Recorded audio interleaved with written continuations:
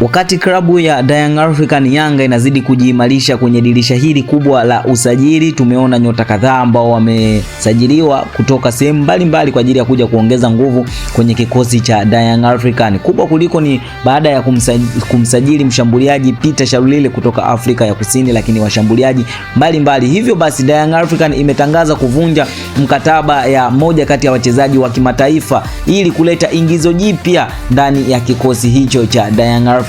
Sasa hapa tunaenda kutazama, je, Young African tayari imeshavunja mkataba? Je, ni mchezaji gani huyo ambaye amevunjiwa mkataba na ni mchezaji wa kimataifa? Tunaenda kutazama hapa Tubone Media. Ili usipitwe na taarifa zingine, kuna neno limeandikwa subscribe hapo chini ya video hii. Hakikisha umebonyeza hilo neno na kubonyeza alama ya kengele. Kwa kufanya hivyo, basi moja kwa moja utakuwa umejiunga na familia hii ya michezo na burudani. Sasa moja kwa moja leo tunaenda kutazama Jangwani, ambapo Young African wanazidi kufanya usajili mbalimbali, sajili za wachezaji kwa ajili ya kuongeza nguvu, lakini pia wanazidi kusafisha kikosi chao, kuachana na baadhi ya nyota ambao wamekuwa wajafanya vizuri kwenye msimu uliopita. Hivyo basi wanaachana nao ili kuongeza maingizo mapya kwenye kikosi cha Young African. Sasa Young African tayari wameshatangaza kuachana na moja kati ya mchezaji wa kimataifa. Mchezaji huyo si mwingine bali ni Depu, na Young African inaelekea kufanya mabadiliko katika orodha yake ya wachezaji wa kigeni, huku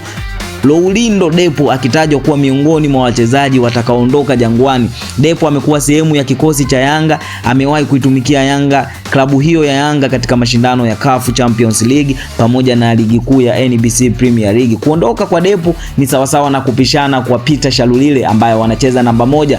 Depu anacheza namba 9, lakini Peter Shalulile ambaye amesajiliwa kutoka Mamelodi ya kule Afrika ya Kusini naye anacheza namba 9. Hivyo basi Peter Shalulile ndiye ambaye ataongoza safu ya ushambuliaji ya Young African. Hivyo basi Young African hawana budi kuachana na Loulindo Depu kwa ajili ya kuacha gepu la wachezaji wa kigeni, ambapo Depu anakumbukwa na Young African amecheza michuano ya CAF Champions League pamoja na ligi kuu ya NBC Premier League. Licha ya mchango wake ndani ya uwanja, taarifa za kuondoka kwake zimeibua mjadala miongoni mwa mashabiki, baadhi wakiamini kuwa bado angeweza kuwa msaada wa timu kutokana na uwezo wake wa kufunga na kucheza chini ya pressure. Depu anakumbukwa pia kwa utulivu wake mbele ya lango, juhudi zilizoonyeshwa wakati akiitumikia Young African katika mashindano mbalimbali. Hivyo basi kuondoka kwa Depu kumezua mijadala. Baadhi ya mashabiki wa Young African na wadau wa soka wanadai kwamba Loulindo Depu bado alikuwa na nafasi ya kusalia kwenye kikosi